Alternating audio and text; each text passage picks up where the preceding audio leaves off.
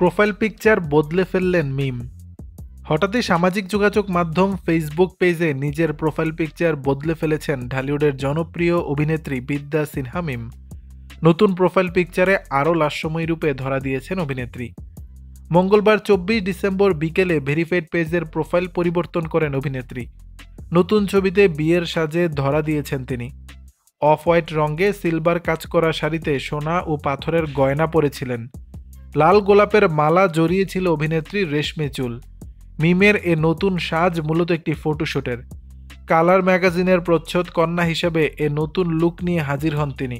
ডিসেম্বরের শেষের দিকে মিমের এমন নতুন লুক সাড়া ফেলেছে ভক্ত ও নেটিজেনদের মাঝে।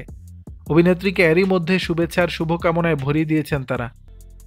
এই মুহূর্তে বিভিন্ন প্রতিষ্ঠানের শুভেচ্ছা দূত হলেও মিমের হাতে রয়েছে 3টি সিনেমা। নতুন এসব সিনেমায় কাজ শেষ হলেই আবারও প্রেক্ষাগৃহে মিলবে প্রিয় নায়িকার নতুন সিনেমা। দর্শক, বিষয়টি নিয়ে আপনাদের মতামত জানাবেন নিচের কমেন্ট বক্সে।